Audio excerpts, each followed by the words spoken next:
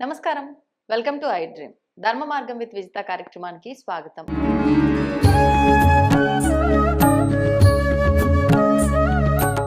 ప్రస్తుతం మనతో పాటు ఉన్నారు దివ్య విశ్వశక్తి పరివార ప్రచారకులు స్వామి ఓం స్వరూప్ గురూజీ గారు. వారితో మాట్లాడి ముఖ్యంగా ఉగాది రాబోతోంది. మరి మన తెలుగు వారందరికీ కూడా నూతన సంవత్సరం ఈ రోజు నుంచే ప్రారంభమవుతోంది.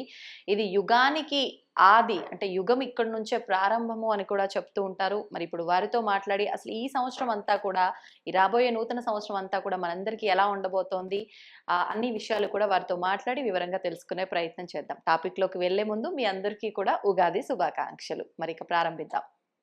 ఉగాది శుభాకాంక్షలు అండి. శుభాశీషులు, దివ్యాశీషులు.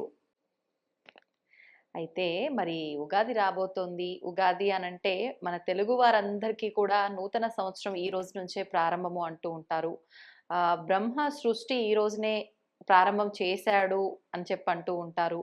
మరి ఏంటి ఈ సంవత్సరం ఎలా ఉండబోతోంది, అవన్నీ కూడా వివరించండి.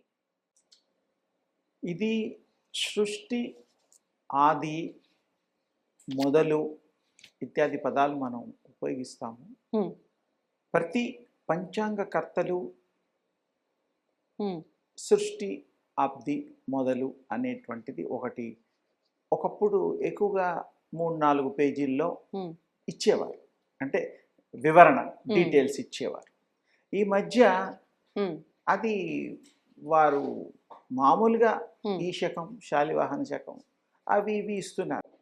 సృష్టి అయినటువంటి ఎన్ని కోట్ల సంవత్సరాలు ఏమిటి అనేటువంటిది చాలా ఒకటి అరాలో తప్ప మిగతా ఎవ్వరు కూడా దాని ప్రింటింగ్ జోలికి పోవడం, తెలియపరిచే కార్యక్రమాల్లో వెళ్ళడం లేదు. ఈరోజు మా ఐ డ్రీమ్ విజయమ్మ ద్వారా, తల్లి ద్వారా ఆ యొక్క కొత్త విశేషమైనటువంటి క్లారిటీ విత్ ప్రూఫ్, అది పంచాంగంలో మరి మొట్టమొదటి అండర్లైన్ చేసి కూడా నేను పెట్టాను. మీ అందరికీ వివరించడానికి, మీకు తెలుసుకోవడానికి. అంటే యుగం ప్రారంభమై ఎన్నవ సంవత్సరం అనే విషయం. ఇప్పుడు మనం ఉన్న సృష్టి కొంతమందికి తెలీదు. కొంతమంది 16 కోట్లు అంటారు, రకరకాలుగా ఇంగ్లీష్ వాళ్ళు, ఇంకో వాళ్ళు రకరకాలుగా చెప్తున్నారు. ఇప్పుడు క్రైస్ట్ పుట్టింది, బిఫోర్ క్రైస్ట్, ఆఫ్టర్ క్రైస్ట్ అనేది ఓన్లీ 2000 ఇయర్స్ది లెక్క ఇప్పుడు మనం ఫాలో అవుతున్నాం. బిఫోర్ క్రైస్ట్ కూడా కొంతవరకే ఫాలో అయ్యారు. మరి అంతకుముందు సృష్టి లేదా? ఉంది. చైనీయులు ఈ మధ్య కాలంలో ఒక లెక్క ప్రకారం ఒక 20 కోట్ల సంవత్సరాలుగా ఒక లెక్క చూపిస్తున్నారు. ఇంకా కొంచెం వెనక్కి వెళ్తే మనం మహాభారత యుద్ధంలో 5200 సంవత్సరాల చిల్లర టైం కావస్తోంది, సమయం.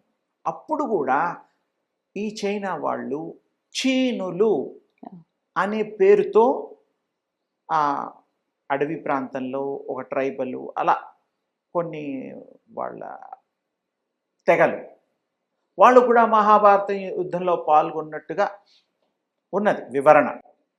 అంటే ఒకప్పుడు మహాభారతం కంటే కూడా ముందర ఈ 4 యుగాలు కూడా మనం సృష్టి మొదటి నుంచి కూడా భారతదేశము, హిందూ సాంప్రదాయము, సనాతన ధర్మము ఉన్నది. మొన్న ఈ మధ్య కాలంలో కొలంబోస్ అని ఒక ఆయన ఉండేవాడుగా, ఆయన అమెరికాని, ఇండియాని కనుక్కోవడం, రూట్ మ్యాప్ అవన్నీ కూడా పాపం ఆయన కష్టపడి వేశారు. అలాగే ఒక్కొక్క దేశాన్ని కొంతమంది ఈ మధ్యకాలంలో కనుక్కొని ఇది చేశారు. అంటే ఉన్నది కనుక్కున్నారు, సెర్చ్, ఉన్నది కనుక్కోవడమే.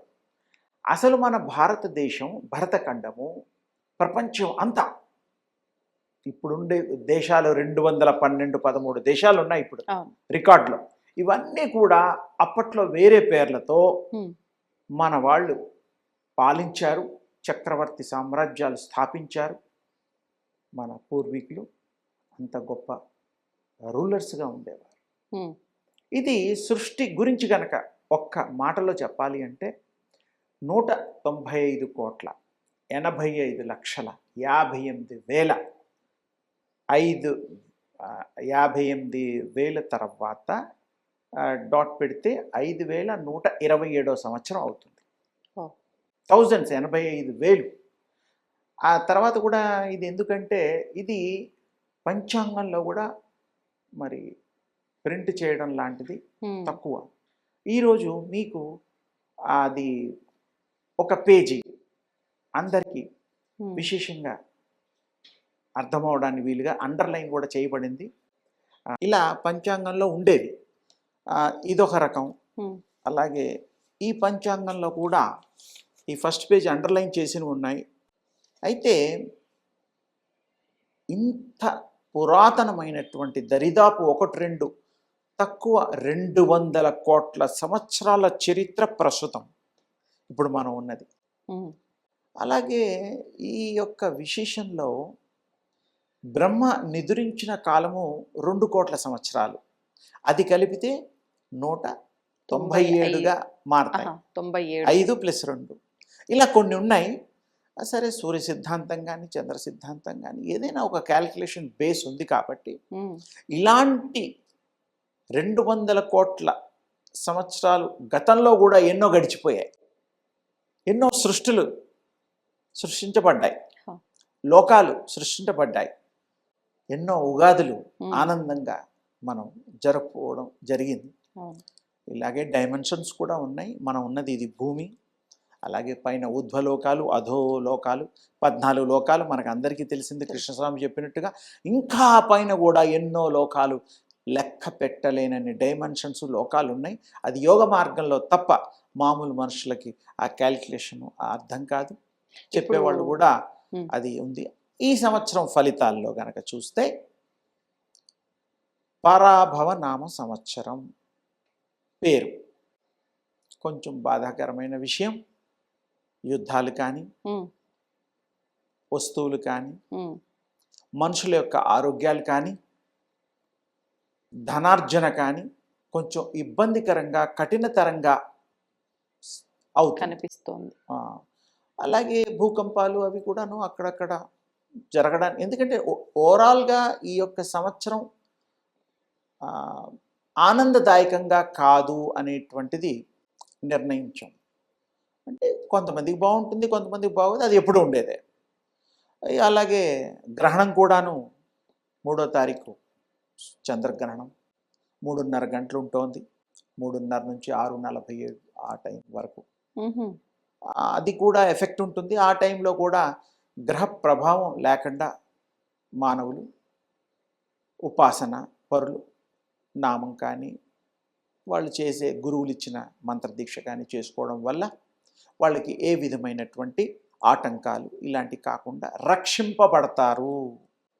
సింపుల్గా ఈ ఉగాదిలో కూడా మనకి 19వ తారీఖు వస్తోంది. అమావాస్య పాడ్యమిలతో మొదలు మనకు తెలుసు అందరికీ. ఆ రోజు కూడా ఈ సంవత్సరాంతం కూడా ఏదో టైంలో పూజలు అలాంటివి ఏమన్నా కొంచెం బాగా చేసుకొని స్త్రీ పురుషులు అందరూ కూడాను భగవన్ నామం యొక్క వైపు చేస్తే వాళ్ళ మనుగడ బాగుంటుంది. ఏదైతే ఇబ్బందులు ఉంటాయో అవి వాళ్ళకి అంత ఇబ్బందులుగా కాకుండా శృతి మెత్తగా, రాళ్లతో తగిలే దెబ్బలు పువ్వులతో తగులుతాయి. రాళ్లతో తగిలే దెబ్బలు, కష్టాలు పువ్వులతో శృతి మెత్తగా అంటే ఉంటుంది, కానీ అంత ఎఫెక్టివ్గా ఉండదని అర్థం. ఇబ్బంది తెలియకుండా. అందుకని అందరూ కూడా వారి వారి ఇష్ట దైవనామాన్ని, దేవుళ్ళని, స్మరణని, పూజా విధానాన్ని ఎంత ఎక్కువగా చేస్తే అంత వాళ్ళకి కలిసి రావడం ఉంటుంది. ముఖ్యంగా రైతులకి అంత ఇబ్బంది ఈ సంవత్సరం జరగదు. రైతు సోదరులు ఉన్నారు కదా, బిడ్డలు, వాళ్ళ పంటకి సరి అయిన లాభం చేకూరుతుంది, న్యాయం జరుగుతుంది. మిగతా వాళ్ళకి వ్యాపారాల్లో కూడా కొంచెం ఒడిదుడుకులు ఉంటాయి. కొన్ని మాత్రమే, కొన్ని ఫీల్డ్స్ అంటే వాళ్ళు ఎలక్ట్రానిక్స్ సంబంధించింది, సినిమా వాళ్ళకి ఇత్యాది కొన్ని ఉంటారు కదా, వాళ్ళకి కొంచెం చూసుకొని అడుగులు వేయాలి. ఎందుకంటే సంవత్సరం అంతం కూడా కొంచెం చెప్పుకోదగ్గ గొప్ప రిజల్ట్స్ లేదు, కానీ మిళితంగా ఉండొచ్చు. చేసుకున్న వాళ్ళకి ఆనందదాయకంగా సంతోషదాయకంగా ఉంటుంది. అందరూ దీన్ని దృష్టిలో పెట్టుకొని ఈ యొక్క ఉగాదిని విశేషంగా జరుపుకొని దాని యొక్క మహత్యాన్ని తెలుసుకున్నారు. కాబట్టి మీరు అందరూ చల్లగా భార్య పిల్లలతో కుటుంబాలతో ఈ సంఘము దేశము అభివృద్ధి చెందుగాక. అయితే పైకి మనం ఒక శరీరము ఒక ఆకారము కనిపిస్తున్నప్పటికీ మన లోపల ఉన్నది ఒక ఆత్మ. ఆత్మకి పరమాత్మకి సంబంధం ఉంది అంటూ ఉంటారు. ఆ పరమాత్మే ఆత్మ రూపంలో మన లోపల ఉన్నాడు అంటుంటారు. రకరకాలుగా చెప్తుంటారు ఆత్మ గురించి. ఏదేమైనప్పటికీ మనం చేస్తున్న ప్రతి పనికి కూడా మన భౌతికమైన శరీరమే కారణమా, లోపల ఉన్న ఆత్మ కారణమా? మనం చేస్తున్న ప్రతి పని వల్ల కర్మ అనేది క్రియేట్ అవుతుంది అంటూ ఉంటారు. అది పాపంగా కానీ పుణ్యంగా కానీ. మరి అది శరీరానికే సంబంధమా, ఆత్మకు సంబంధం ఉంటుందా? మరి ఒకవేళ మనం క్రియేట్ చేసుకున్న ఈ కర్మని తగ్గించాలి అని అంటే ఆత్మ ఏమైనా దానికి సంబంధించిన నిర్ణయం తీసుకోవడం కానీ, లేదు అంటే మనం మళ్ళీ జన్మ తీసుకుంటున్నాము అంటే ఖచ్చితంగా మన కర్మని బట్టే జన్మ తీసుకుంటున్నాం అంటారు. ఈ జన్మ తీసుకునే విధానంలో కూడా ఆత్మ యొక్క ప్రమేయం ఏమైనా ఉంటుందా? దాని గురించి ఒక వివరణ ఇవ్వండి. బాగుందమ్మా, ఎంతో విశేషమైనటువంటిది, విశిష్టమైనటువంటిది, అర్థంతో కూడిన ప్రశ్న. ఆత్మ అనేటువంటిది సర్వత్రా సంచరించగలిగే శక్తి కలిగినది. ఏ లోకాలైనా వెళ్ళగలిగింది. మనం చూసే ఈ లోకమే కాదు, పై లోకాలే కాదు. మరి ఇప్పటి వరకు 14 లోకాలు మనం ఏదో లెక్కలు పెద్దవాళ్ళు చెప్పినవి, కృష్ణస్వామి చెప్పినవి ఉన్నాయి. అవి కాకుండా కూడా ఇంకా ఎన్నో లోకాలు ఉన్నాయి. ఇంకా మామూలు ప్రజలు వినని, ఎక్కువగా ప్రాచుర్యంలో లేని లోకాలు. శివలోకము ఉంది. అక్కడంతా శివుళ్ళే ఉంటారు. అంతా శివస్వాములే, శివుళ్ళే. శివుడు దేవుడు ఉన్నాడుగా, శివాలయాలు ఆ దేవుళ్ళే ఉంటారు. గణపతి లోకం అని ఉంది ఒకటి, అంతా గణపతి చక్కగా అలాగే ఉంటారు. విష్ణు లోకం ఉన్నది, స్వామివారు ఉంటారు. అలాగే బ్రహ్మలోకం ఉన్నది. ఈ బ్రహ్మలోకం గురించి కొంత ఎక్కువగా తెలుసు. అంటే ఈ లోకంలో ఎలా మనుషులం ఉన్నామో అట్లా దేవతలకు వాళ్ళ ఆకారం తీసుకొని ధరించి కామరూప ధారణలో అదొక లోకము, అదొక ప్రపంచము. లోకము అంటే ప్రపంచము అలా ఉంటుంది. ఇంకా బోల్డ్ ఉన్నాయి. తేజోలోకాలు ఉన్నాయి, సూర్యలోకాలు ఉన్నాయి. ఈ మధ్య సైంటిఫిక్గా ఎన్ని సూర్యులు ఉన్నారో లెక్క పెట్టలేనన్ని సూర్యులు ఉన్నారు పైన అనేటువంటిది సైంటిఫిక్గా ఈ మధ్య ప్రూవ్ అవుతుంది. అంటే గోళాలు అంటే మనం ఎన్ని కొత్తగా కనుక్కుంటే అన్నీ యాడ్ అవుతూ ఉంటాయి. ఇప్పటి వరకు కనుక్కున్నవి మనం చెప్పుకుంటాం.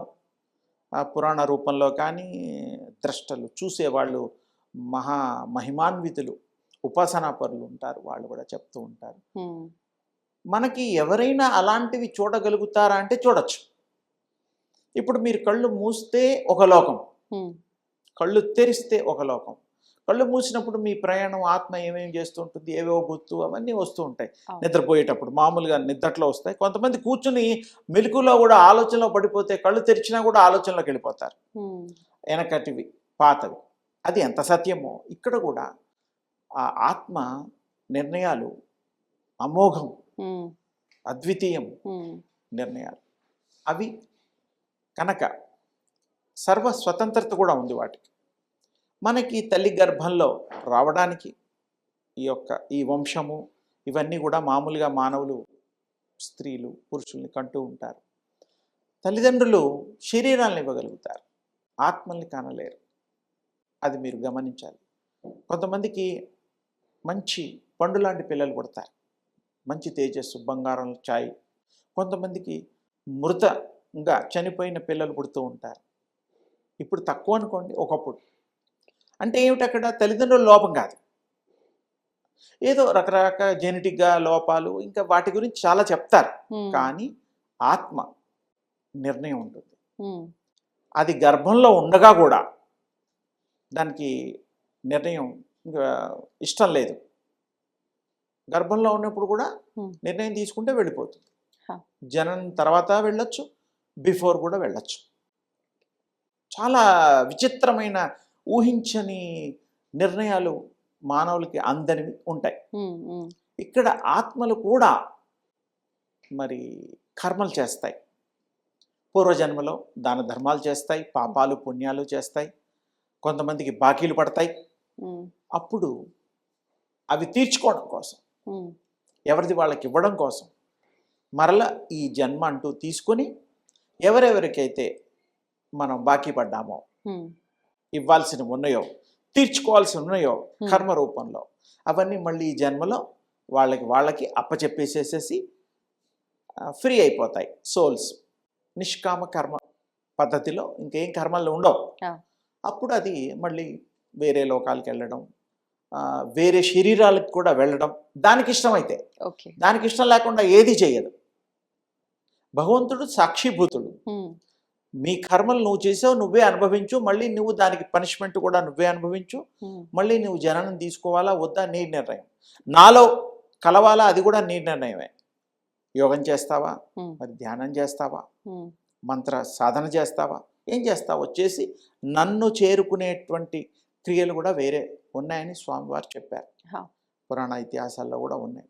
ఇక్కడ కర్మలు విభాగానికి ఫలితాలు, జన్మ రాహిత్యాలు ఇవన్నీ మనం ఇప్పుడు మాట్లాడుకున్నాం కాబట్టి ఆత్మ గొప్పతనము, ఆత్మ యొక్క స్వనిర్ణయము ద్వారా ఈ జన్మలు రావడం, ఎవరి వాళ్ళకి అప్పచెప్పేసుకోవడం, ఎంతకాలం కావాలన్నా కూడా అదే నిర్ణయించుకుంటుంది. గతంలో ఎంతో మహానుభావులు, భీష్మాచార్యులు లాంటి వాళ్ళు కూడా వాళ్ళ ప్రాణాన్ని వాళ్ళు కంట్రోల్లో పెట్టుకోగలిగారు. ఆయనకి ఇష్టమైనప్పుడు అన్ని రోజులు ఉండి ఆయన వెళ్ళిపోయారు. అది కూడా చరిత్ర చెప్తోంది. అలా ఎన్నో ఉన్నాయి. అందుకని ఆత్మకి ఆ స్వతంత్రత ఉందని చెప్పడానికి ఇవి ఉదాహరణ చెప్పడం జరిగింది. ఆత్మకి సత్ సాధన గనక అవి చేసుకోగలిగితే ఈ శరీరంలో కూడా చక్కటి మార్గం ఏర్పడుతుంది, సత్సాంగత్యం ఏర్పడుతుంది, సతతము అన్ని మంచి విషయాలే అది ఆలోచిస్తుంది, ఇతరులకు మంచి చేయడం. ప్రపంచంలో చెడు అనేది లేకుండా కూడా అన్ని ఆత్మలు కనుక నిర్ణయం తీసుకుంటే ఇంకో ఆత్మని మార్చొచ్చు.